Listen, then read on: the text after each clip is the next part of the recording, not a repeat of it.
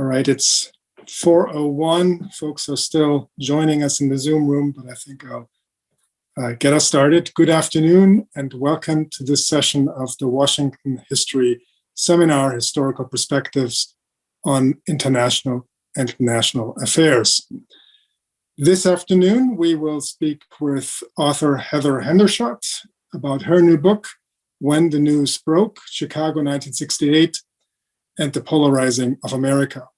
And we'll be joined by Samantha Barlis and Michael Kazin as commentators. So welcome, warm welcome to all three of you to the Washington History Seminar. I'm Christian Osterman. I direct the Wilson Center's History and Public Policy program, and I have the pleasure to co-chair the seminar series with Eric Arneson of the American Historical Association, NGW.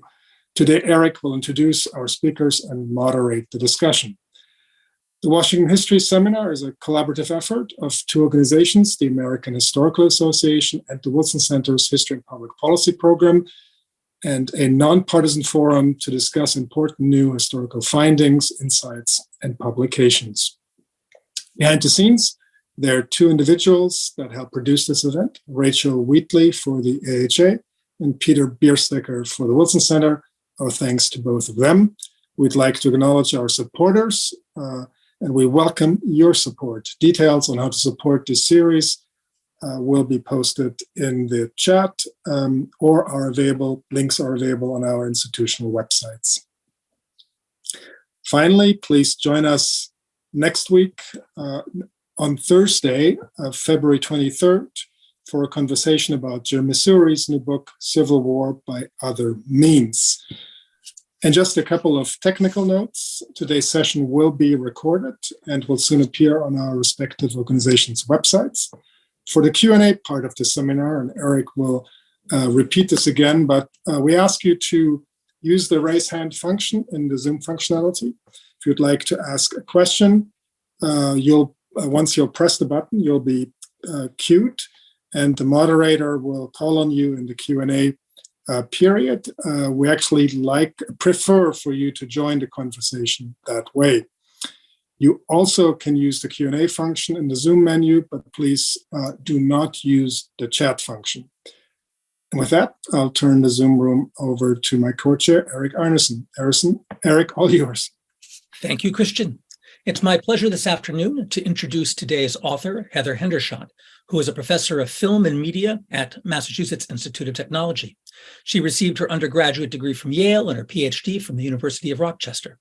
She is the author of Open to Debate, How William F. Buckley Put Liberal America on the Firing Line, published in 2016, and What's Fair on the Air, Cold War, Right-Wing Broadcasting, and the Public Interest, published in 2011. And today, she'll be speaking on her latest book, When the News Broke, Chicago 1968, and the Polarizing of America, which is officially being published by the University of Chicago Press, I believe, in just 2 days. Heather, welcome to the Washington History Seminar.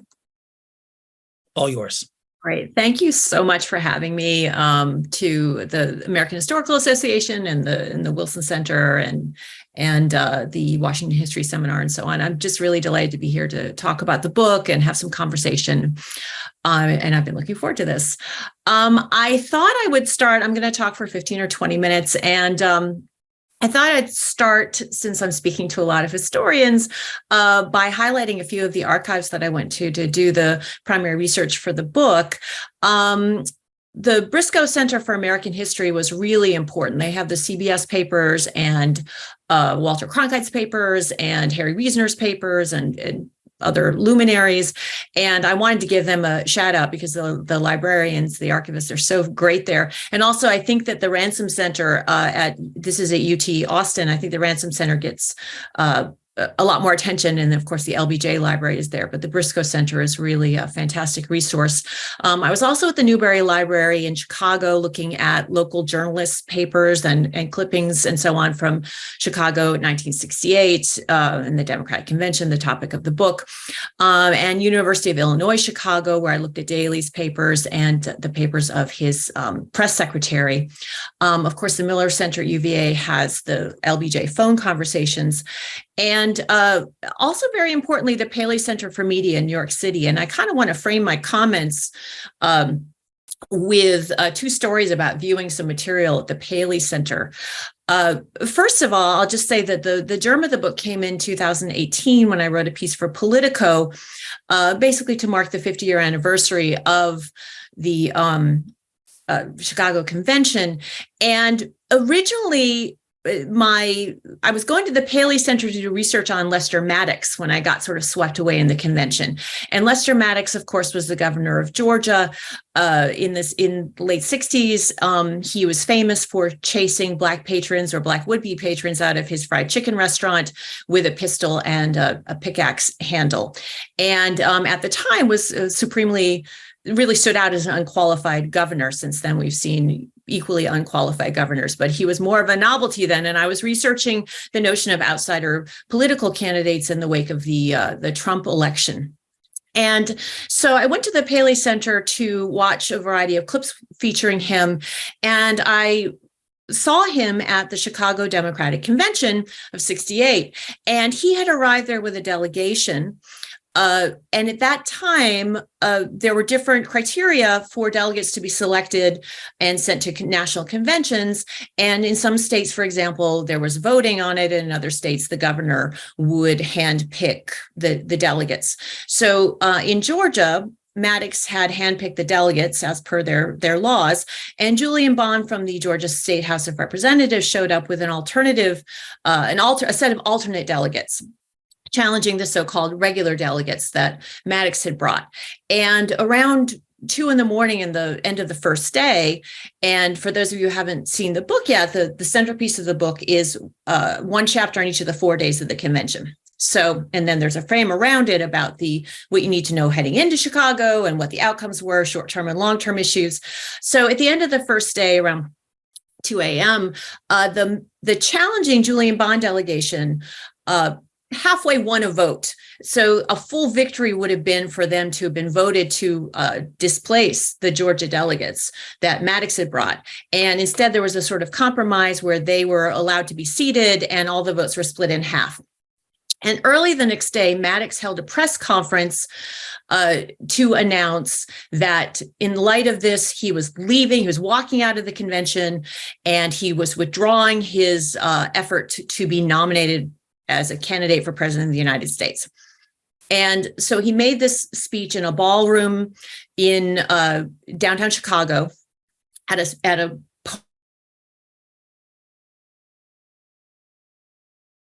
camera pulled back, and you could see that there was almost no one in the room. It was Maddox at a podium and a handful of newsmen recording the event and taking notes.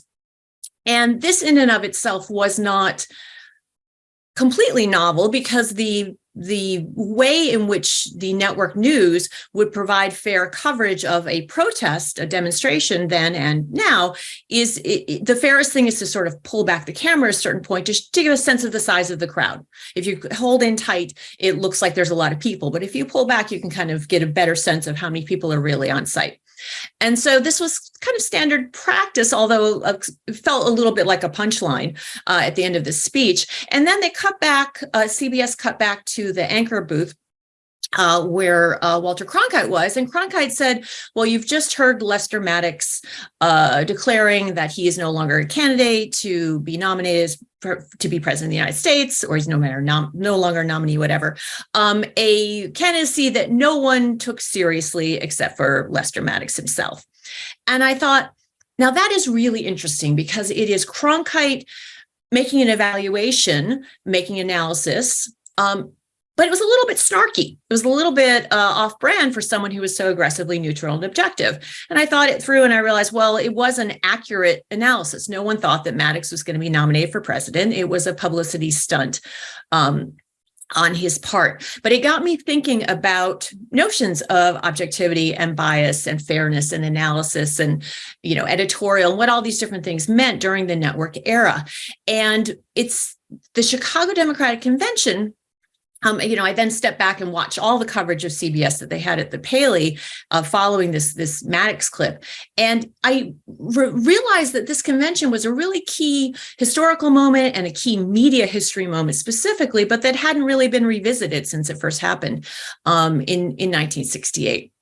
So I dove into it, wrote the Politico piece that's developed into the book. And there are two really key arguments in the book. And I'm going to describe those for you, and then a few additional takeaways, and then I'll circle back to the Paley Center again. The key arguments are that following the convention, the idea that the liberal news media, the idea that the national, network news had a liberal bias, was infused by liberal bias, this notion became nationalized and mainstreamed. Before the convention, the notion that it was just infused with liberal bias was strongly held by a lot of segregationists, many of them in the Deep South. And so that's why I say it was in some ways a regional perspective. And it was also the perspective of people who saw themselves on the extremist side of the spectrum. If you were, say, in the KKK on the very far right, there was a perspective that the news media was liberal and that TV news was liberal, but also more, in quotation marks, legitimate conservatives like William F. Buckley Jr., who was staking a claim for a new kind of Republican Party that would be dominated by a more right-wing kind of thinking. So he also felt that the news was biased, but the mainstream idea was that, well, it wasn't, that sometimes these newscasters made mistakes because they were human, but that the general perspective was fair and objective. And, obviously keep in mind that at this time, the Republican Party was not dominated by right-wing authoritarian kind of forces. There were a huge number of moderates in the Republican Party at the time. So in 68, you could say identify as a conservative or as a Republican, but still feel like the network news attempted to be as objective most of the time and that they mostly succeeded. And that perspective shifted fairly dramatically in the wake of the convention. So those are key takeaways. Additional things that I'd like people to sort of get out of the book are the importance of race at the 1968 DNC, which, of course, I've indicated with the Julian Bond story, but there was also a similar kind of challenge raised in Alabama. And they completely lost, unlike the Georgia delegation that partly won. And I think that historically, we tend to most often see 1964 as 68 was an important convention for sure, but 64 we look back on in terms of the Mississippi Freedom Democratic Party raising the challenge at the Democratic Convention, and then we look to the Goldwater Convention as historically important, as a sort of battle point moment around issues of extremism. And we don't tend to think of 68 as being, it's a racially charged moment in America for sure, but we don't tend to think of that as central to the Democratic Convention. And what I wanted to do was bring that issue back into the picture, specifically by going inside the convention hall, because most of our concentration has been on what happened in the streets in Chicago, which was a tremendous amount of police brutality. And that is a correct historical impression in some ways. That really is what happened. But I felt that no one had really spent a lot of time inside the convention hall itself. So I wanted to go inside and not only, and get beyond only talking about the so-called Battle of Michigan Avenue, which is, of course, when protesters were beaten for 17 minutes. And it was all caught on camera on the third night of the convention. And they were chanting, "The whole world is watching," while the police beat them. So I wanted to kind of get beyond that story. And I also wanted to think about how the convention could be relevant for a kind of framework for thinking about some of the issues that persist for us today around voting rights, around white supremacy, police brutality, issues of media and polarization.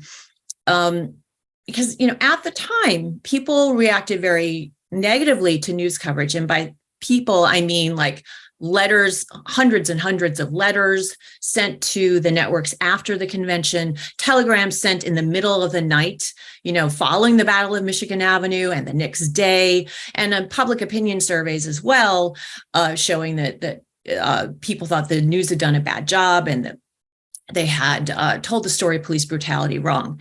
And so what's fascinating when you think about then versus now is that the criticism was, in some ways, if you think about me as like pretend I'm a newsman with a camera and I'm filming the Battle of Michigan Avenue, and I'm kind of going like this as I shoot, right, with my camera. And the feedback from angry white American viewers was, okay, the problem is you had the camera here and here. And if you just looked further over here or over here, if you'd gotten more footage, if you provided more context, you could have told a better story. Because what was happening was that protesters, in the counter argument to the news media, protesters were provoking the police.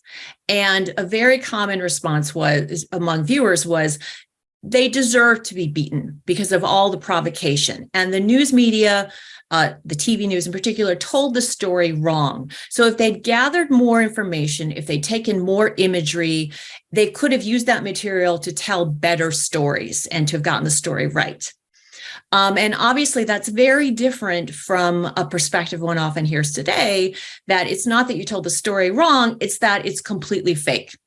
It's totally just made up. Right. So it's a different political perspective, and it's a kind of a different take on reality altogether. Right. It's a different ontological perspective. It's like thinking about the nature of representation in the world.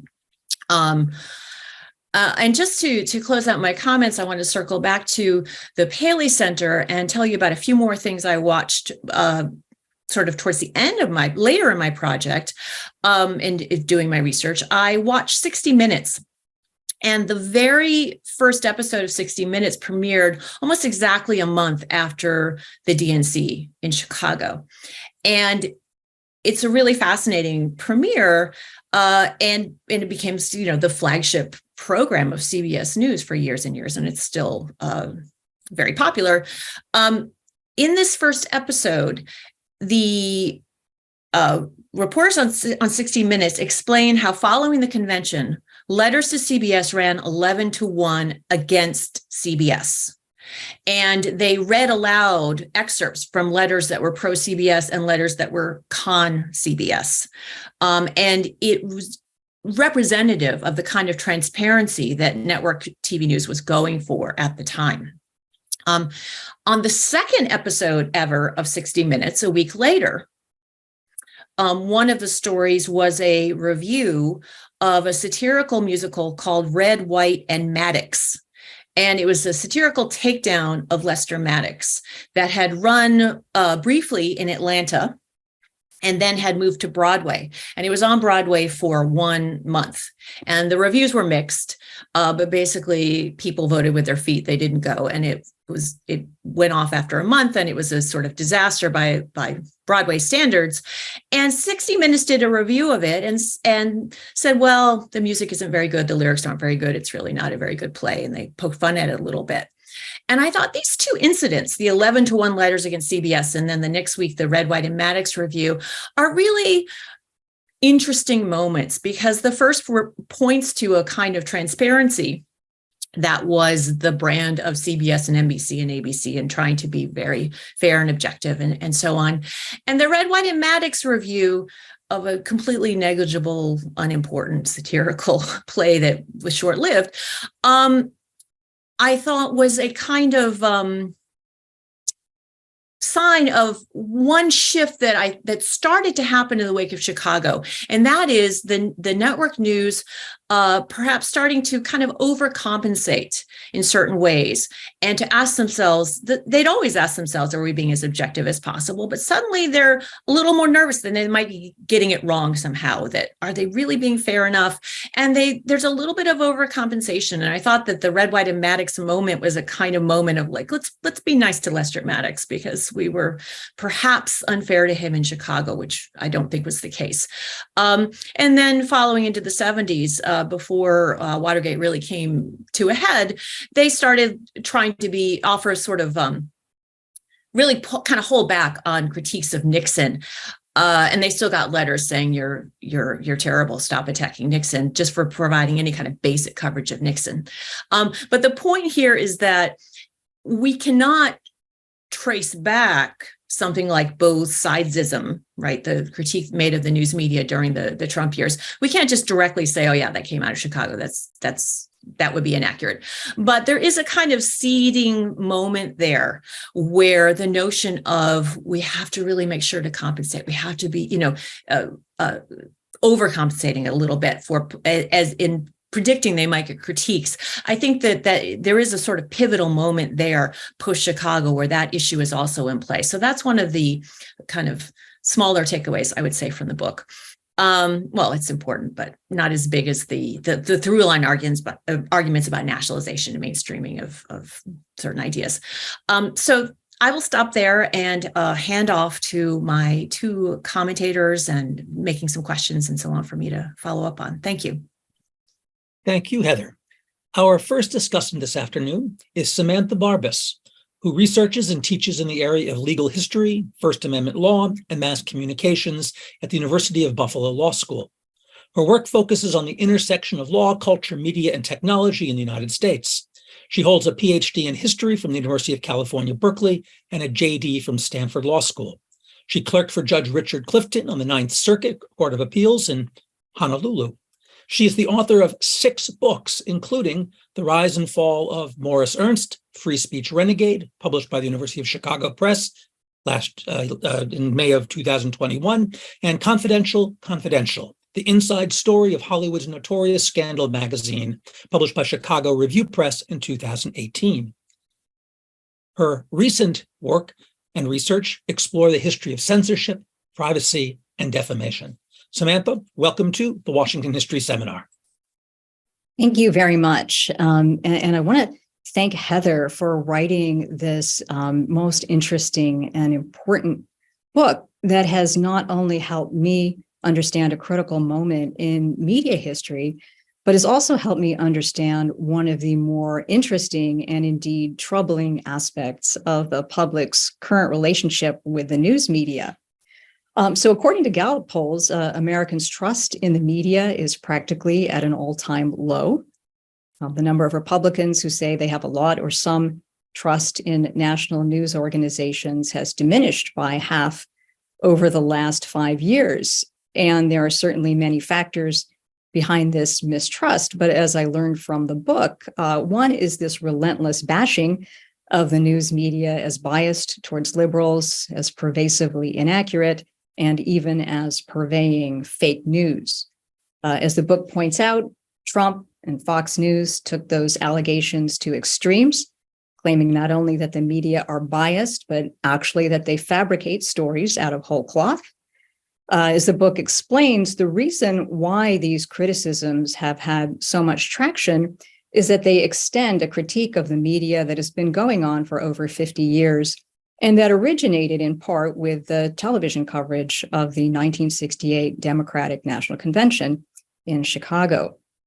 Now, apparently, there had been allegations of liberal media bias before 1968, but those accusations, as the book describes, tended to come from places like the John Birch Society and Southern segregationists, and were considered to be marginal and extremist. So as the book suggests, with the 1968 Democratic National Convention, the perception of liberal media bias becomes mainstream. So the coverage of the convention led Americans on a mass scale to question the media's assertions of fair, balanced, and accurate coverage. So with this event, we get the origins of the national debate over journalistic integrity and objectivity that continues in even more extreme and polarizing form to this day. This book is not only groundbreaking, I think, as a work of media history and political history, offering the first in-depth study of television news coverage of the Democratic Convention of '68, but it's also a really compelling and entertaining read. It's filled with drama and suspense. The characters are finely drawn, especially Mayor Daley, the authoritarian and egomaniacal figure who, as we see, was completely inept at managing public relations and his own reputation. One thing that is so wonderful about this book is that we get sort of a kaleidoscopic view of the events of the convention. We see what happened from the points of view of different stakeholders. And that is in part the product of the archival work that has gone into this book, involving sources such as the personal papers of Walter Cronkite and the papers of Mayor Daley. We see the convention from the perspective of the networks. We see how broadcasters had to make difficult choices about what to cover and how to cover it, choices that were limited in part by these restrictions that Daley imposed on the press, right? Controlling when and where the networks could broadcast. Choices were also limited by the technology of the time and also by the media's own commitment to fairness, which apparently it did adhere to fairly well during the convention. We also see the situation from the perspective of audiences. And the networks received thousands of complaints, right, especially after the Battle of Michigan Avenue, when Daley's police force brutalized protesters with demonstrators famously chanting, "The whole world is watching." Audiences alleged that the newscasters unfairly sympathized with the protesters by describing them as kids rather than as communists or terrorists, and allegedly failing to show how the protesters had purportedly provoked the police and thus had gotten what they deserved. The audiences accused the media of focusing on the wrong things, taking issues out of context. It would even describe the coverage as propaganda.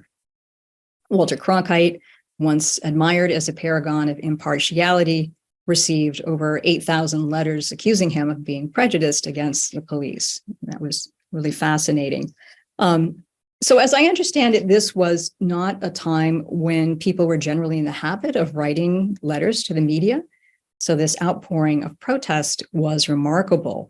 And one of the most delightful aspects of the book is the inclusion of these popular voices, like that of a letter writer from South Carolina who wrote to CBS saying, "Your coverage was slanted in favor of the hoodlums and beatniks and slurred the police trying to preserve order." Or the airline pilot who wrote to Cronkite, "I, along with the majority of Americans, got sick of listening to your nightly reports many years ago. It took the Chicago Convention to make us blast you for your prejudiced and one-sided coverage." Interestingly, this protest appears to have been organic and spontaneous. It was not engineered by any political organization, and it was not exclusively conservative. So this was a moment when audiences nationwide came together and expressed this grievance against the media, embracing the notion that news is constructed, that the media don't just report on reality, but that they actively shape that reality. So I have a few questions about the book, and I would be very interested to hear your thoughts on them. First, I'm really fascinated by this phenomenon of the mass popular critique of the media that comes out of the convention coverage. And I suppose that I have a question about causation. So why did this happen? Why did Americans seemingly suddenly raise their voices against this purported media bias? And as you suggest in the book, perhaps one reason or contributing factor may have been the overall mood in America at the time. White middle-class Americans were angry. They had this hostility towards the counterculture, towards war protesters, and this discontent came to be expressed in part through criticism of the media. Media was seen as somehow complicit in the nation's troubles. Moreover, as you write, many Americans at the time believed that the police had a right to preserve law and order and that police brutality was not a problem. I'm wondering, how spontaneous was this criticism? Were there any precursors that may have laid the groundwork for this mistrust of the media? Was the public already primed to distrust the media because of its reporting on, say, on Vietnam or civil rights? And is it possible that this sort of mistrust would inevitably have occurred at some point, even if the controversy over the convention didn't happen? Second, on a related point, you describe how viewers after 1968 began to attack the media not only for its reporting on any particular story or event, but now for being pervasively biased. So I'm wondering, how was it that the view went from being that the media messed up this particular story to the media is systematically or institutionally biased? Also, you describe how this critique of the media was not exclusively conservative in the beginning. It seemed to sort of grow organically from audiences across the political spectrum. But the critique did become associated with conservatives later on and seems mainly to have been forwarded by conservatives in subsequent years. Some of this, you suggest, was the result of Mayor Daley, who created this elaborate counter-narrative about the convention that focused on the protesters' alleged provocation of violence and reinforced this idea that the protesters deserved to be beaten and that TV had gotten it wrong. Daley helped spread the notion of biased news, and as you write, Richard Nixon picked up on this. Nixon tapped into these negative feelings about the media and used them to help him get to the White House, where he would wage a full-scale war on the so-called liberal press. But I'm wondering what happened to this broader-based critique of the media that arose in the wake of the convention. Was it simply the efforts of Daley and Nixon and later conservative advocacy groups that made this critique of the media a more conservative phenomenon? And finally, I'm wondering, is this a story about television and television news, or is it a story about journalism more broadly? That is to say, how much does the medium matter? Did the public's attitude towards the television network's coverage of the convention affect its views of other media, particularly newspapers and magazines? And if not, how and when did the critique of the liberal media extend to print? As we see today, newspapers such as the New York Times and the Washington Post are among the most maligned of the so-called liberal press. So thank you again for this wonderful book and for inviting me to comment on it. Thank you, Samantha. Heather, would you like to respond?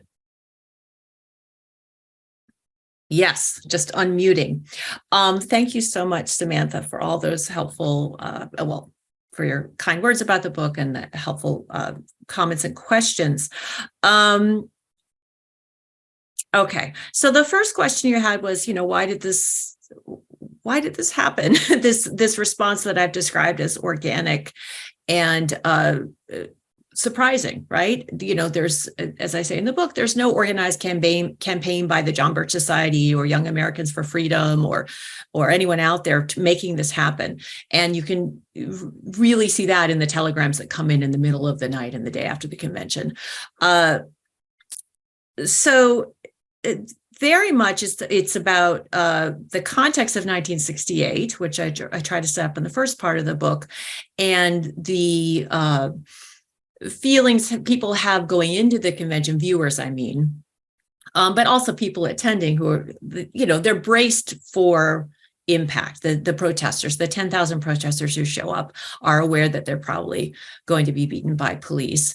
Americans in general have been watching a range of urban uprisings on the news, going back to Watts, which have been seen from helicopters. It's the first time they use helicopters to do news besides traffic reporting was in Watts. So people had seen these distance high shots of what happened in Watts. And then following that in Detroit and Newark, other cities, you had more people, cameramen from the networks, in the streets taking images as things happened. And in Chicago itself, there had been a uprising from April 5 to 7 following the assassination of Martin Luther King, and 9 people were killed. There was $9 million in property damage. The whole neighborhoods were just burned down, right? And so there is already a sense of pervasive crisis in the U.S. I just mentioned the King assassination. Obviously, Bobby Kennedy was assassinated in June. And I think in some way, those are both important events, those assassinations. Bobby Kennedy was in certain ways more impactful at the convention because he had been a likely candidate. He was going to be there, and the people who had supported him shifted their allegiance to Eugene McCarthy, and some of them to McGovern, and became like the proponents of the peace platform, which was a key part of what happened in the convention hall. And so I think the despair that came with not only the King assassination, but also the Bobby Kennedy assassination, the way that that was sort of amplified, both of those things really amplified at the convention, is probably a key moment that sort of heightened the feelings of what's going to go wrong at this particular moment, and made people sort of almost like raw nerves as they're watching at home, and also as they're in the convention hall and as they're out in the street. And as you mentioned, there is a negative feeling about these protesters from home viewers because of a hostility about long hairs, hippies, all the kind of stereotypes. And there is and this is a hypothesis that is hard to prove, but I also speculate in the book that one of the racial angles is that people had tragically grown accustomed to seeing police beating Black protesters in particular, and in Watts, Newark, et cetera, and that the white on white violence for some viewers, I think, might have been, even as they were hostile towards the protesters, was kind of a step too far in their perceptions of like what has happened in America when it's these white college kids who are being beaten by police, even if they thought it was deserved or whatever. Things have sort of gone over the line. And so I don't have an easy answer. There's obviously also, as I try to emphasize the book, the wider context of Vietnam is really important. But that's a partial answer. And actually, the Vietnam issue is quite important because you also asked, were there previous critiques of the media, such as their coverage of Vietnam, that would prime people to react in this very negative way to what the coverage was in Chicago? And it's a great question, and it's fascinating because our retrospective story that has been spun mostly by conservative groups, Buckley and Buckleyites, groups like Accuracy in Media, the picture that has sort of solidified is that in some ways the media lost the war for us in Vietnam. It was all of this coverage that turned American opinion against the war and so on. And the reality is that those narratives spun later, took root, but that heading into Chicago in August of '68, public opinion had already turned against the war more dramatically than it, had ever shifted in the wake of the Tet Offensive in January and February of that year. Cronkite had gone to Vietnam in 1965, had gone to official press conferences, and government-led reports and so on, and sort of just believed everything that he heard, and sort of returned from Vietnam in '65 as what his biographer Douglas Brinkley describes as a cautious hawk. He was liberal, but also hawkish about Vietnam. In '68, with the Tet Offensive in January and February, he goes back to Vietnam. And this time he listens to different people, and he listens to reporters who've been there on the ground a long time who tell him we're not winning here. And he comes back and famously gives an analysis in which he says we're mired in a stalemate in Vietnam. We did our best, and we can leave with honor perhaps, but we are enmeshed in a stalemate. We're not winning over there. And there's not a deluge of letters to the network after that attacking Cronkite. Sure, Buckley, et cetera, people on the far right were angry. They didn't like that. But the mainstream reaction is not against Cronkite. It's not his fault. He's just stating the sort of pointing to the elephant in the room. And so it's just fascinating to me that shift in perception about Vietnam is a story that emerged post '68 and has developed and grown, but it wasn't the story at the time. I could go on and on. I'll just skip to the last question about is this a story about TV or about journalism more generally? And how do we get from these critiques of TV to critiques of the Wall Street Journal and the New York Times for offering so-called fake news and so on? The book is primarily about TV. I did spend time looking at the Times and other mainstream sources. And because of the technical issues you referenced, the images were not live in the streets from Chicago. And so a lot of people had access to images of police brutality, not from television, because the police brutality was seriously 5% of the coverage. In the content analyses the networks themselves did, it was 3 to 5% of their actual coverage was the violence. The images were reproduced in magazines and newspapers, in the print media. And those images in contemporary parlance kind of went viral. The images of Michigan Avenue, that have been repeated since in documentaries and so on, weren't seen live at the time. They emerged later in the days following, and then were reproduced in Time Magazine, in Newsweek, in the New York Times, in local papers and national papers, because they're out over the AP wire. And so the print media isn't doing as much live coverage, but they're also a part of the story. And a lot of the energy against the media in following the convention was really very, very strongly TV focused, not print focused. I think that shift to the idea of liberal bias in mainstream media, outside of TV, but print and so on, Nixon does a hard push, right? He thinks that the problem is not him or Watergate, but the media, and he tries to shift discussion away from Watergate towards the media. And Reagan does a hard push in that direction too, that the problem is not me, say in 1983, when his ratings are low for popularity and there's economic problems, the problem is the media, not me. So I would point to those two presidential administrations as really important. And I would also, one last thing, I would say that a useful follow-up on this would be to watch the Firing Line episode where William F. Buckley interviews George Wallace. Really fascinating. And the Hoover Institution that holds all the Firing Line episodes has a YouTube site that you can easily find this Wallace episode. And Wallace similarly tries to shift like Nixon and Reagan, any criticism of him to the media. And he references specifically Time Magazine and print publications.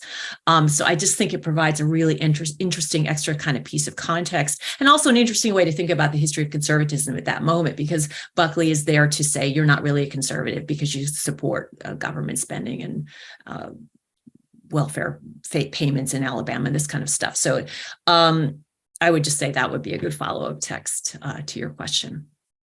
Thanks. Thank you. A reminder, something that Christian said earlier, to those of you seeking to pose a question or make a comment, please use the raise hand function. We'll unmute you at our end. You'll unmute at your end. You can pose the question yourself. Alternatively, you can use the Q&A function in Zoom. Our next discussant this afternoon is Michael Kazin, a professor of history at Georgetown University, who's an expert in U.S. politics and social movements in the 20th and 19th centuries. He's the author of many books, including War Against War, The American Fight for Peace, 1914 to 1918, published with Simon & Schuster in 2017, a book that was named an editor's choice by the New York Times Book Review and was awarded the Elise M. Boulding Prize for Best Book in Peace History by the Peace History Society. His previous books include American Dreamers, How the Left Changed a Nation, published in 2011 by Knopf, and his most recent book, What It Took to Win, A History of the Democratic Party, was published in March 2022 by Farrar Straus and was featured in an online Washington History Seminar late last spring. Michael, welcome back to the Washington History Seminar. Thank you, Eric, and thank you, Christian, and everybody responsible for this wonderful seminar. And thank you, Heather, for writing a great book. I should say part of my comments repeat some of the things Samantha said, and I'm really interested in some of the time we have, sort of broadening the discussion using Heather's wonderful book to talk about the place of the Chicago 68 convention and the coverage of it in the larger history of the media in the US, if we have time. First, a personal disclosure. As Eric knows, I was one of those dirty hippies. Actually, we were radicals that took daily showers, who traveled to Chicago to protest in August 1968. I got arrested the first night of the convention for the very dangerous act of wearing an SDS button, which was actually a simple image of a fist. But I was near Lincoln Park, and the cops had been kicking everybody out of Lincoln Park. So they said, well, this guy probably tried to stay in Lincoln Park, and they arrested me. I spent, luckily, just one night and one day in jail. But then when I got out Wednesday, I got awakened in the apartment where I was staying with friends in the middle of the night by armed police pounding on our door. They ordered us to sit on the floor. They threatened to kill us. Before, luckily, we got saved, perhaps by the corruption of the Chicago police force. They found an expensive camera one of my friends had and a lot of cash, and they left with the stolen goods and left us alone after that. If you're curious about that assault on the apartment, it's in Rights in Conflict, which Heather knows very well, the Walker Report, page 203. Now, to be honest, we had been marching through the Loop earlier on Monday, throwing rocks at store windows, some at police cars, and the police clearly felt they were under attack in Chicago, and they acted accordingly. Whatever you say about the police riot, as the Walker Report called it, you could tell not just by the cops who came in to maybe kill us for hurting their friends, as they put it, in that apartment, but also in general. They really felt that people like me had come there to attack them as much as to attack the Democrats, who were the war party, as we saw it. Now, Heather's book captures this atmosphere really splendidly. She captures the tension and violence on the streets, in the convention hall, in the hotels, where reporters and delegates stayed. That, of course, that's not the point of her book. The point of her book is not to write another, however gripping, an original narrative about what happened in the convention. Other historians have written fine accounts of the Battle of Chicago, too. In a book I co-wrote with Morris Isterman called The Civil War of the 1960s, America Divided, we had a section on it as well. What Heather's book contributes is both more original and more valuable than just another narrative. With research both precise and sweeping, and an analysis that's consistently enlightening, she's produced what I think is really a landmark book in the historiography of television, which is a subfield that doesn't have too many landmark books. She's also written one of the most vividly rendered, even entertaining narratives about the Civil War of the 1960s that I've read in a long time. Her details are often wonderful and almost always meaningful to the general interpretation, as is true of all fine historical work. I just want to mention two details out of many in her book, both of which demonstrate the political salience of technology. In this case, the old payphones that were often essential to working reporters at the time. Heather points out something I'd forgotten, that electrical workers' strike was going on in Chicago at the time, and that meant there weren't enough telephone lines to be installed for reporters at the convention hall or inside the hotels. So payphones were the only option. And they got so jammed up with dimes that many were unusable. There was nobody around to take the dimes out of the payphones. A little detail which tells you a lot. She also reveals that Chicago police had a rather ingenious method for limiting the number of payphones available to reporters who they regarded more and more as their enemies. The cops put out of order signs on many payphones to make sure only they would have ones at their disposal when they needed them. Heather's acute understanding of the uses and misuses of technology is also a vital contribution to the book as a whole. She explains, for example, how the heavy, bulky equipment cameramen and reporters had to use in crowds and on the floor of the convention both limited and framed their coverage. At the same time, she highlights how significant it was that motorcycle couriers for CBS and NBC could rush footage of the police riot taking place outside the Hilton Hotel to the convention hall while presidential nominating speeches were still in progress. So the most important thing that happens at a convention, arguably, are those nominating speeches, especially when everyone knew Humphrey would get nominated, and of course those demonstrations outside the hall.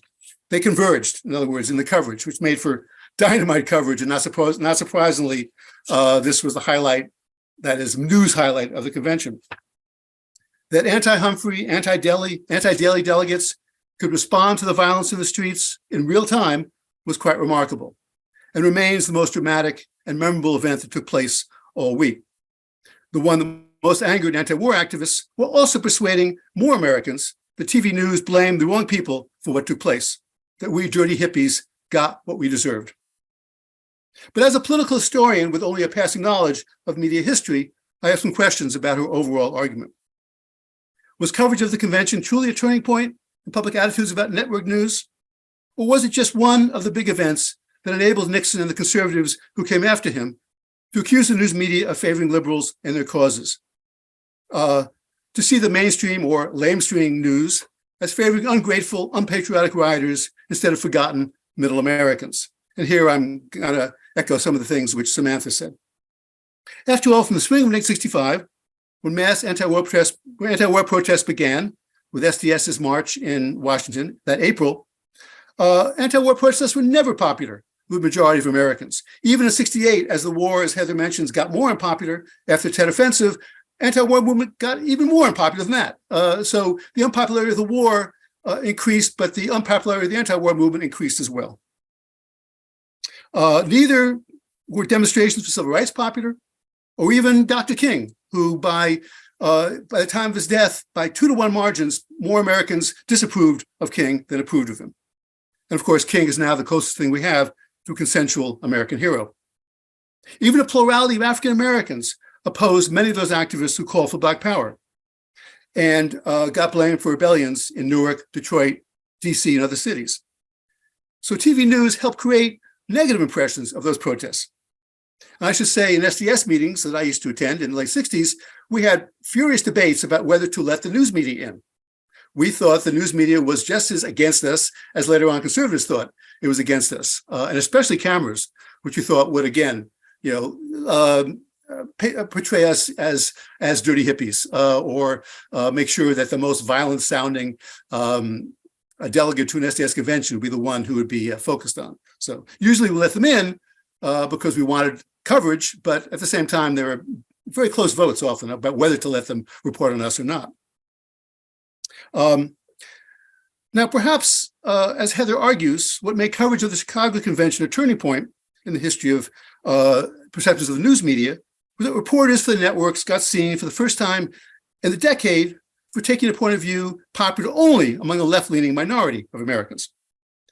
But perhaps this occurred because a majority of the public was already suspicious, hostile towards mass protests. Perhaps, and I think Heather mentioned this, perhaps a majority actually sided with the police in almost every case who were tasked, after all, controlling or suppressing those protests. Few exceptions to this. I think the polls on after Bull Connor's crushing of the Birmingham demonstrations in the spring of 1963 showed that there was a lot of sort of majority of Americans, including white Americans, at least plurality of white Americans, did think that was very much overreach, and that did help to convince President Kennedy to finally support the Civil Rights Bill going to Congress. But generally, most Americans wanted and expected TV news to validate their perspective, and on protests, that perspective was a negative one. In the longer context of U.S. history, perhaps a discontent with TV news for favoring liberals and their causes was really just a reversion to the norm. As every student of the media knows, allegedly objective reporting about politics did not exist in the United States until the early 20th century. Even then, it's difficult to know if more than a minority of journalists or much of the public really believed objectivity. In the 1930s and 40s, for example, liberals hated the Hearst papers and regional powerhouses like the LA Times and the Chicago Tribune. And when I was growing up as a young news junkie outside New York City in the late 1950s and 1960s, everyone I knew took for granted that every daily paper had a particular ideological slant. There were 7 daily papers at the time in New York City. But not just in its editorials, but also how it reported the news. The New York Post was consistently liberal, the Daily News consistently conservative, New York Times, the voice of establishment moderate Democrats, and the Herald Tribune of establishment moderate Republicans. I realized TV news was different, but perhaps the era when Walter and Chet and David enjoyed respect across the political spectrum, and as Heather mentions, were the best moneymakers for their networks at the time. Perhaps this was just a short-lived exception to the longer and very much not objective understanding of media news. Between the time when few Americans got their news from nightly television and when Americans got their news and get their news from ideological polarized cable networks and the internet. Perhaps, in other words, this period that she says was ending, beginning with the Chicago Convention, or at least Chicago Convention was an important event that helped to turn Americans to see the TV news as biased. Perhaps there's a very short period in the history of journalism, all things considered. Well, whatever Heather makes of these questions, I want to repeat again my admiration for what she's accomplished with this fine book, its sharp analysis, its deft storytelling. And I should say, somewhat abashedly, I've been teaching about the 1968 convention for about 4 decades now, changing what I say only slightly. The lecture notes have gotten pretty yellow over time. But after reading her book, I'm going to teach about it very differently. So thank you for that. Thank you, Michael. Heather, your thoughts? Thank you so much, Michael, for those comments and questions. It's great to hear your story about actually being there. And it really, of course, meshes with, it's great. It's great to talk to someone who's in the Walker Report on page 203. I got a lot of material from the Walker Report, including the dimes jammed up in the phone story that you mentioned. And I'll just add that one thing that's fascinating about the Walker Report is if you read the interviews with the people who, Walker and other people who worked on that report, they went into it assuming that the news had been biased and that the police had been totally fair, and they literally triple checked everything that they did. They kept second guessing themselves, and then they ultimately determined, like, no, the police, quote, overreacted. That was the language that was used a lot at the time, and it was a police riot. And even though we really went in with this bias, we had to overcome, based on the facts. We realized that, we were wrong, and so on. And also, I would just refer everyone who's attending, not just the people I see in the Zoom room, to a book by John Schultz called No One Was Killed, which interviews police in, I think, the late 90s, maybe, talking about their feelings and experiences at Chicago. And it's a really interesting book that adds nuance to the story of Chicago. Your question, I hope I took so many notes. I hope I can parse all the questions out. But the first one was, was this truly a turning point? I'm certain that Nixon would have vilified the media even without the crises that happened in Chicago in August of 1968. I can't go back in time and undo 68 and see, well, how would it have all played out? But yes, this was Nixon's inclination. Nixon had, as we all know, a very hostile relationship with the media. It is very interesting to me how Nixon really honed in on Chicago so strongly, and he opened his campaign in Chicago. And all the AP photos of him beginning his campaign for presidency are in the streets of Chicago. And he made a point of doing one of his famous town halls in 1968, the very first one that's detailed in was it The Selling of the President in 1968, that famous book. He did it in the same studio where he debated with JFK, and, famously, sort of mythically, right, lost on TV and won on the radio, and people have disputed whether that's actually true. But he did that to make a point in Chicago. And when Spiro T. Agnew, he did a number of attacks on the mainstream media, and especially on TV news, and Nixon was sort of using him as his mouthpiece. And his famous nattering nabobs of negativism speech, like, he opened with his first piece of evidence was Chicago and what had happened to Hubert Humphrey. And it's fair to say that, that he lost. It's fair to say that he and his boss, Nixon, didn't really feel bad for Humphrey at all. It was a rhetorical move to speak to the widest possible number of people who might agree with them. But I thought it was telling that he opened with Chicago. If Chicago hadn't happened the way it had, he could have opened with something else and he could have still made the argument. So I wouldn't want to be so deterministic as to say that, without Chicago, none of these things would have happened. But in my research, I kept seeing it as a turning point. especially in how the newscasters perceived what had happened. That Cronkite and Huntley and Brinkley, more Brinkley because Huntley had retired shortly afterwards, but they kept coming back to Chicago as a moment where so many questions were asked and they had to, think, were we objective and so on. And so I do, it may, in certain ways, in certain elements of it, be more of a tipping point in the news business than completely among the public. And I can't answer that for sure. But yeah, that's as far as I can take that point. Your observation about the left, SDS, debating, should we let media into our meetings? Do we trust them? We distrust the media. They're not going to present us fairly and so on. And then you said, well, maybe this just extended to the right, to the other side. I think that's a really interesting way to look at it. And I would complicate it in two ways. One, I would say the yippies are on that left side, but they love having the media in. And Todd Gitlin, of course, has made a number of negative comments about the yippies because they're playing the cameras and they're doing sort of spectacles and, creating events, pseudo events, as Daniel Borson would say, to get media coverage. And all the way down to famously bringing a pig to Chicago to nominate for president, right? Pegasus was their nominee. And initially they had a cute pig and then they switched to an uglier pig because they thought it was a better, media statement to make.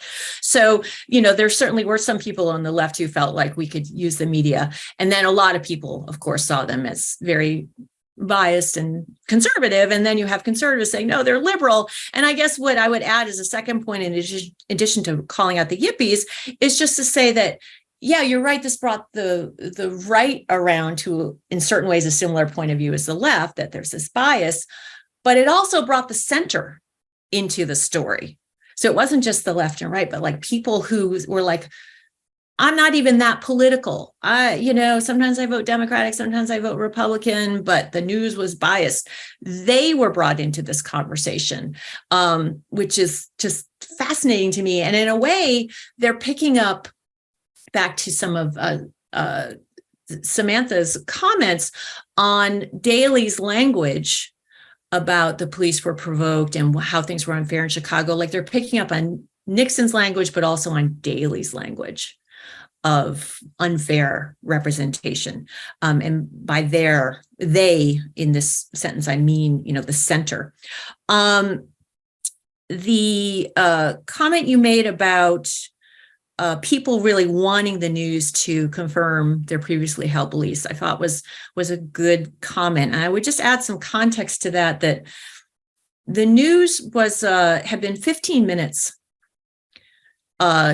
the national news up until 1963, and up until the assassination of JFK, when everything shut down except for news coverage for several days. And following that, that was one reason why the news went from a 15-minute to a half-hour format. So during the 15-minute days of the 50s, they basically have a newscaster reading wire stories. And not much footage shot on location anywhere. They're just sitting in a studio. NBC News was called Camel News Caravan or Plymouth News Caravan, depending on whether one week Camel Cigarettes would sponsor it and the next week Plymouth Automobiles would sponsor it. And they would kind of incorporate the Camel ads, starring John Wayne sometimes, into the shows, and they incorporate Plymouth ads into the shows. And the Plymouth ad would look like a news conference and you think you're still watching the news, and then it's a Plymouth ad, right?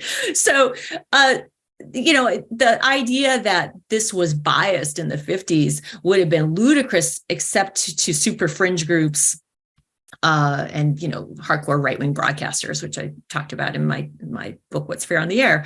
But most people would be like, bias. I mean, there's so little content in here. And then as it's expanded, and it's 22 minutes of actual content, but like a half-hour programming block, there's a little more room, but it's like what Cronkite called it, a headline service. And once his coworkers at CBS pulled a joke on him, and there's a big bulletin board when he came into work every day, and they put the front page of the New York Times up on the bulletin board and circled from the previous day and circled the things he covered in the news, like in an entire broadcast. And it was like 5 items on the front page of the newspaper. And his point was like, yeah, I barely do anything. Like there's so little time. So the idea of expressing a point of view, as you sort of say what the headlines are of the day are, was, I think, far-fetched to a lot of people. And that's the nightly newscast. And so the place where people might have been more inclined to say, I would like TV to confirm my point of view, TV news, might be more on the special reports, like the NBC white paper and CBS News special reports, which I think did arguably shift a little more liberal in the 60s and into the 70s. And you look at something like the selling of the Pentagon, which was hugely controversial, which was a CBS special report in 71. And they had a whole special event to promote how fair they'd been after it was attacked, which then promoted the show more and ultimately helped business for CBS. But you could definitely argue that was had a liberal orientation. The wider question about like, how long has the idea of objectivity really existed in the news? And like, not so long is a really important point. And with TV news, the window of objectivity is, as you correctly point out, it's pretty small. It's the 50s, 60s. By the 70s, Nixon is on the attack. And I think still by the early 80s, the news is still striving for that objectivity, even as the attacks are growing. And one great way to kind of get at this in a concrete way as a researcher, I think, is to read memoirs of newscasters like Cronkite, Roger Mudd, and see how things shift over time. They're not like airtight historical accounts necessarily, but they're really helpful. And right now I'm reading Judy Woodruff's memoir from like 83 or 84, something like that, or, early to mid 80s. It might be as late as 85. But her relentless apolitical kind of self-positioning and neutrality, I thought was so interesting, because I thought I might have seen some shifts by the 80s, but it could have been written in the 70s or the 60s in terms of like the absence of a point of view, and just relentlessly saying, I'm just reporting the facts as they are out there. And she, I think maybe she opens with Reagan instead of Carter, which is when she took her national beat. I think she opens with Reagan just to show like she's not biased towards Carter, because she was from Georgia and people thought she might have been biased towards Carter. I think that's one reason she opens the book with Reagan instead of Carter, is the subtext is showing her own neutrality. Okay, so that's a partial response to all of the fine points that you raised. And I'm wondering if we could open up maybe to some of the other chat room questions, perhaps. Absolutely. Took words right out of my mouth. So we've got a number of people in the queue with hands up and a number of questions in the Q&A. And gotta say, I got some questions as well, but I will refrain. But taking them in order, we have Leon Fink, followed by John Martin. So Leon, please unmute yourself, and John, please stand by. Go ahead. Yeah. Thank you, Heather, for a very stimulating book and a good discussion so far. In the aftermath of the State of the Union speech last week from President Biden, there's a lot of press attention to his attempt to win back the white working class with his new programs. And in some ways, I'm wondering whether you see a continuity between the political cleavage that perhaps opens up in the aftermath of the Chicago Convention and the continuing divisions, particularly within the Democratic Party, but within the political culture as a whole, on class lines between liberal media, but also more professional class political interests and constituencies, and a less educated white working class. And I guess in that regard, I'm wondering whether you see what happens. If you take us back to 68 in the immediate aftermath, how do you see the media elite, if they are trying to deal with that cleavage? Obviously, within the Democratic Party, people like the candidate Hubert Humphrey had to confront that immediately. How was he going to reknit the Democratic Party together? But I'm wondering whether you see the media itself as a political actor attempting to deal with this cleavage that it opened up within the larger public. Thank you, Leon Fink. Those are very interesting issues to raise. I don't see a direct addressing of that in the news media following the convention. I think that issues of class, though, are kind of subtext throughout the coverage, and you could see them as subtext in other kinds of coverage, not just in Chicago throughout that year. But this is a roundabout way to think about class, but one of the critiques that I make, I overall say that the media operate with tremendous fairness in Chicago, but one of the critiques that I make is that they tended to oversimplify things and revert to the kind of horse race coverage of elections, who's ahead, who's behind, putting numbers up on the screen in terms of votes and so on. And I've read their briefing books that they were all equipped with heading into Chicago, the floor correspondents and the anchormen in the booth.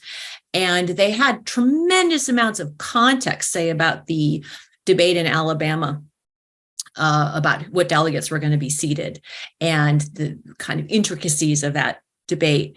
And they chose not to bring all that context into the picture, even though they had tremendous amounts of dead air time when people would caucus off the floor and votes would be held up, and they're just sort of filling time in certain ways by trying to find stories and find people to interview. And they could have at that point said, well, let's give you a kind of lesson in some of the intricacies that would help you better understand what you're seeing.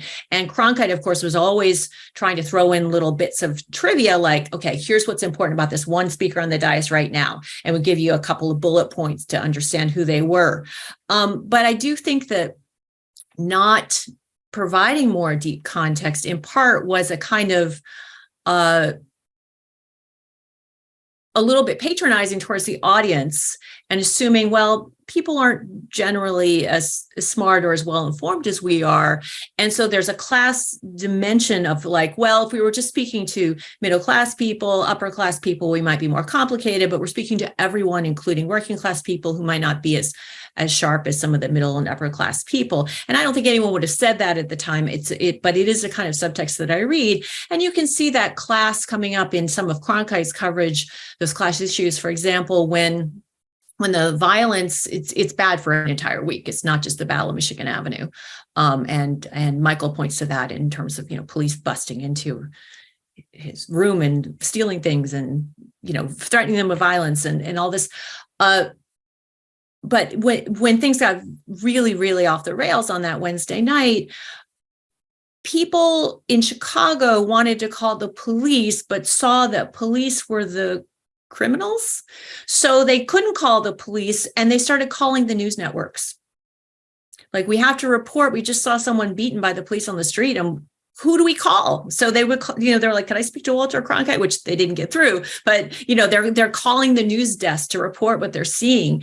And Cronkite reports that on the air as objectively as he can. He doesn't say the police are the criminals the way the Walker report might have indicated, but he says, we're getting calls from people of substance in the community is the line that he uses.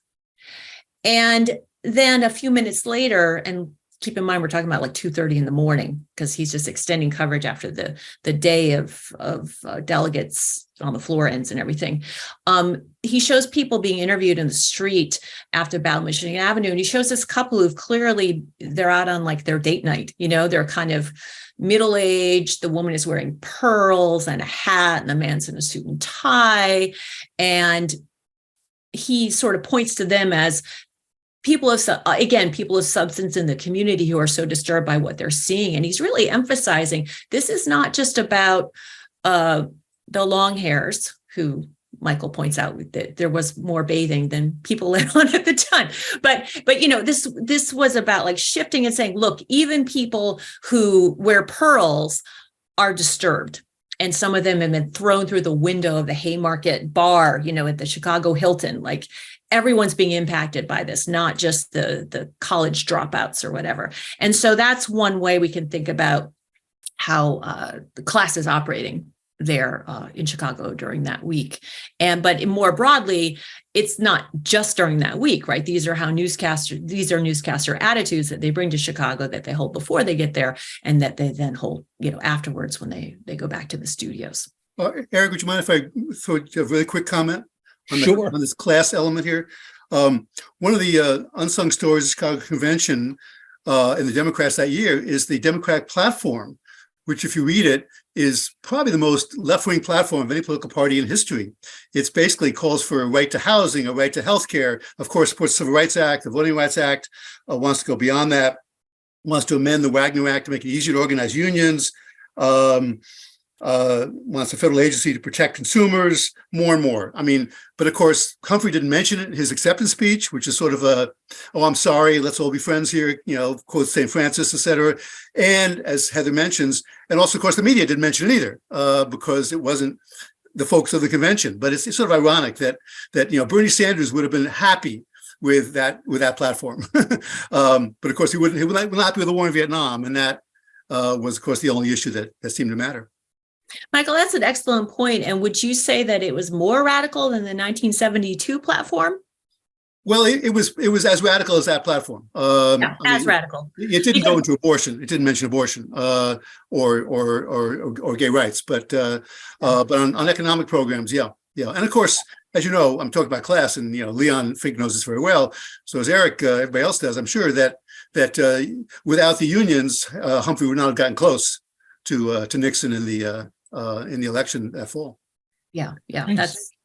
That's an excellent point. And 72 gets all the sort of historical memory of like the radical platform, but to point to actually, 68 is just that Humphrey wasn't emphasizing it. It's a really important point. Thank you. John Martin, you've been waiting patiently. Please unmute, join the conversation.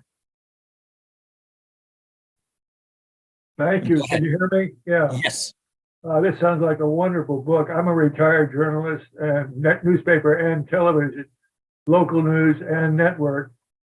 I didn't cover the convention, but I covered the Black Panthers in the Bay Area for a couple of years, Bobby Seale and that.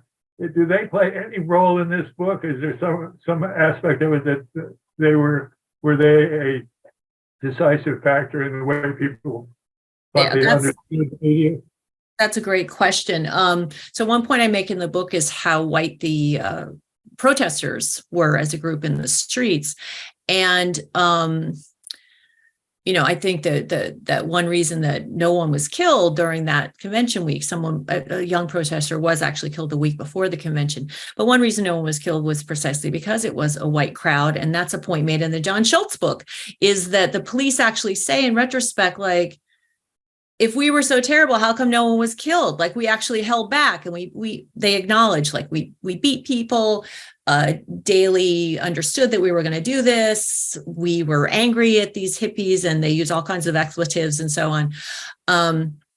But we didn't kill anyone. And I think that if the crowd had been a Black crowd, that the violence would have gone much, much worse. There's the Chicago Film Archive. Is a great resource, and they have a lot of material online, including some films made by a group called Film Group, that after the convention made films. One was called like American Revolution and American Revolution 2, and they have these names so they can be used in classrooms. They're kind of short pieces, and for local classroom use. And one of them, I think the one called American Revolution 2, has the alternate title. It's like the title card says Revolution 2, or a bunch of honkies get their heads beaten. And so it is interviewing Blacks in Chicago about the convention who are like, yeah, there was police brutality. Like, now you know what every day is like for being a Black person in America, or a Black person in Chicago is dealing with the reality of police brutality, or the threat of that brutality. And they saw the DNC, the people interviewed in this film, and a lot of other Black activists at the time, as really very much a white event. And the local Black activists in Chicago not only sat it out, but those of them who could left town or basically hid out, like found a friend's place they could stay in or a basement or whatever, precisely because Daley's men would come and preemptively arrest them before or during the convention if they didn't make themselves scarce. They knew that. So they were like, we're not getting involved in a way. So of course, Bobby Seale was there briefly and was originally part of the Chicago 8, and then it became the Chicago 7 when his trial was kind of separated out. And he made a speech in Chicago for which he was, included in that original group as if he were in a conspiracy to commit violence. But he had just made a speech and left. So it was a brief moment in Chicago. Dick Gregory, the Black comedian and activist, was there and tried to lead a march on, I believe, the final night of the convention, and he was arrested. And Ralph Abernathy was there with the Poor People's Campaign, and he'd also been in Miami, where the Republican convention was a few weeks before, and he had two mules and a wagon as a protest statement around poverty issues. And he, of course, had been a Confederate of Martin Luther King's. And so Gregory, Seale, and Abernathy are the sort of highest profile Black, voices during this whole event. And of course, Julian Bond, whose story I discussed quite extensively in the book. But in the streets, that it's quite a minimal presence. And then in the convention hall, Julian Bond, Fannie Lou Hamer, who is such a key voice in '64, has a 90-second speech that, she really nails it in just a few seconds, speaking in favor of the Alabama challenging delegates and against Vietnam. The issues around Black politics are much more inside the convention than out in the streets. So thank you, John. Thank you. I'm going to squeeze my question in now, if I may. So unlike Michael, I don't have yellowed notepad notes on the 68 convention. I spend more time on the 64 convention when I teach. So I learned a lot about what took place here. What I knew going in had to do with the ideological political cleavages, the battle over the plank over the Vietnam War, that iconic moment of Mayor Daley, whose lips could be read later by others, spewing invective against Abraham Ribicoff, etc. What I was struck by in reading this book was the nitty-gritty manipulation by Democratic Party operatives and Mayor Daley himself going on, from the cutting of mysterious cutting of cables, various strikes that were taking place, just the restrictions on delegates, the business with the telephones and the dimes and out of order, and so forth and so on. Oh, and the basically handing out passes to Humphrey supporters and denying them to other candidate or other delegations supporters. So that story there dealt with both restrictions on delegates and restrictions on the media. And the broadcast journalists didn't want to call too much attention to themselves. They're not going to be the story. But it strikes me that what's happening to the delegates and the profoundly anti-democratic machinations of Daley and his machine could have been a much larger part of this story, and yet it wasn't. Or am I missing something here? Wait, your question is, could the Daley machine have been a bigger part of the story? Yeah, so why wasn't there even more focus, both in the context of the reporting and then afterwards? There's the McGovern-Fraser Commission, but that deals with other issues about delegate selection and primaries and the like. Well, I was definitely interested in the Daley machine as a pervasive presence, right? And even when Daley was not on screen, you felt his presence, right? Like the cameras were always like cutting to Illinois, what's happening in Illinois versus what's happening over there in California, what's happening in Texas, where Governor Connolly is Daley's a fan of Connolly, and of course, LBJ, they're in cahoots in a way.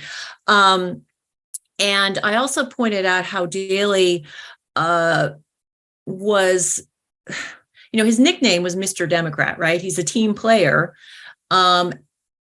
And he goes into the convention like he really would have liked Bobby Kennedy to have been nominated, and Kennedy's not there. And he would really love Ted Kennedy to be nominated. He is quietly anti-Vietnam, but he would never have said anything against LBJ's platform. But he would, he's not a peacenik, right? But I think he would have preferred Bobby Kennedy's platform. And he, of course, a lot of it was just his devotion to Kennedy as a Catholic, and that was really key to his identity. So he's kind of maybe the puppet master a little bit behind the scenes throughout those whole 4 days, and heading into Chicago, controlling the event, not settling the electrical workers' strike, as Michael pointed to, and then afterwards promoting the idea that he was treated unfairly and accidentally helping Humphrey to lose. And if anyone had said, just shut up, you're helping Humphrey to lose, I think he might have stopped, like someone more powerful, like LBJ. But LBJ wasn't going to stand up for Humphrey, right? He wasn't going to do that. He wouldn't even get Humphrey the telephones he wanted. He didn't give him enough phones. Like LBJ could have stepped in to help him get more phones, but he wouldn't do it. So Daley is pervasive, but I didn't give him all the screen time as he might have liked. And he's also an important in a sort of set piece where Cronkite interviews him, you may recall. And it's a low point of Cronkite's career because he doesn't push back against any of Daley's arguments. He assumes heading in that Daley will step on his own words and use his usual malapropisms. Like, after the convention, he said the police is not here to restore disorder. The police is here to maintain disorder. That's like a famous pull quote from Daley from the convention.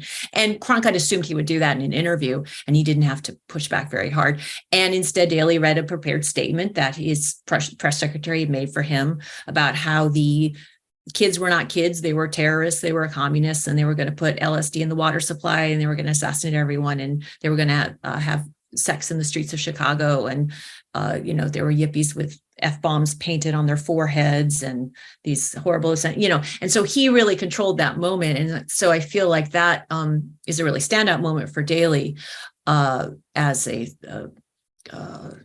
synecdoche for his machine at the same time. Thank you. Very quick question from the Q&A. Very simple. Did you have a chance to interview Dan Rather for the book? When I was researching the Politico piece, my editor Politico managed to get contact information for Dan Rather's assistant. So I contacted the assistant and unfortunately did not hear back. I would have liked to have interviewed Dan Rather for the book, but I was not able to make the connection. I will say that Rather has told his story of Chicago many times, and I've read that account, and I've read both of his memoirs. I tried to tell the story the way he told it, and then put a new twist on it. So famously, of course, he's punched by security on the floor of the convention, and Cronkite says, "It looks like we've got a bunch of thugs down there, Dan." And it's a famous moment for Cronkite losing his cool briefly and then being a bit embarrassed by it. And so the new spin I put on it, and the Rather angle, is not just that this is an attempt to shut up the press and an attack on the press by people hostile to the press on the floor of the convention, but that it's a very racially charged moment, that he is punched at the moment where he's trying to get an interview with Georgia delegates who are fighting literally over the banner that is what do you call it? It's like on a giant sort of metal pole on the floor, and they're trying to carry it out with them as they stage their walkout. And he's like trying to figure out what's the story here. And they're really angry about Julian Bond. And there's a, it's a challenge to white supremacy in Georgia. And it's that heated moment that leads to Dan Rather being punched. So I thought that was a kind of new angle on thinking about this incident, that it wasn't just about Cronkite using the word thugs on TV, but it was about this wider context about racial issues in Georgia. Thank you. I unfortunately need to draw this to a close. It's now 5:30, but I think those who are watching get a sense that there are some absolutely terrific stories in this book, as well as larger arguments that are both historical and that have relevance to us today. I want to thank Heather, Samantha, Michael, and Christian for this session, and I'll turn it back to Christian for final words. Thanks, Sure. Mike. My thanks as well to Heather and Samantha and Michael, and of course, Eric. Just a reminder again, next week, Thursday, Civil War by Other Means, America's Long and Unfinished Fight for Democracy with Jeremy Suri. And then the following Monday, February 27th, where we'll be discussing Fire and Rain, Nixon, Kissinger, and the Wars in Southeast Asia by Carolyn Eisenberg. With that, thank you all. Good night. Stay safe. Until next time.